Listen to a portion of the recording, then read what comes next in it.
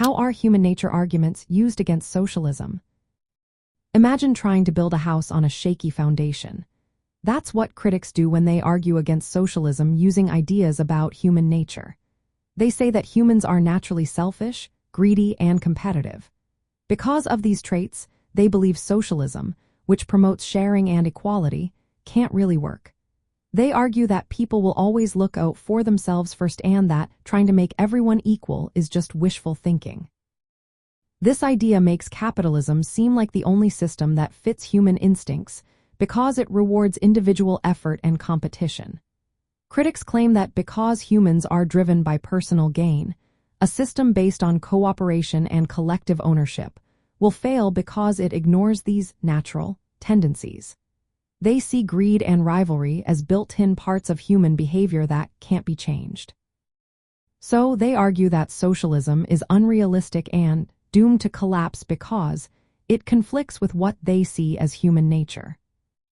But from the socialist side, this argument isn't quite right. They say human nature isn't fixed or simple. Human beings can be both selfish and generous, greedy and kind. Our behavior is shaped a lot by the society we live in. For example, capitalism encourages greed and competition because it rewards those traits. But socialism aims to create social conditions that promote cooperation and caring for others. So, if society changes, so can human behavior. Socialists believe that people are adaptable and that social environments influence how we act.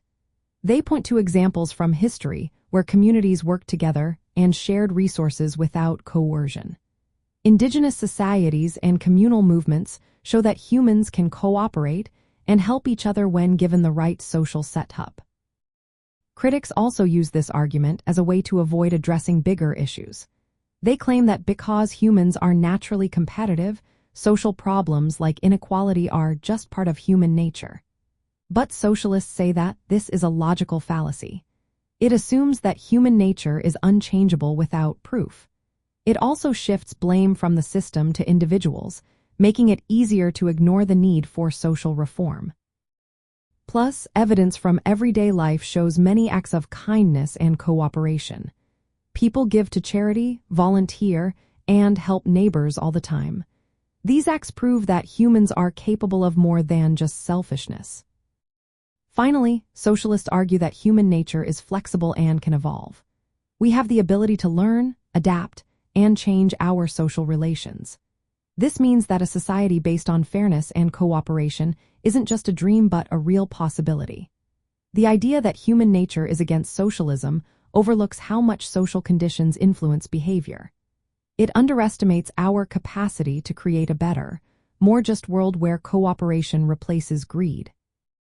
So, in the end, human nature arguments are often used to justify the status quo, but they don't hold up when you look at how adaptable and social humans really are.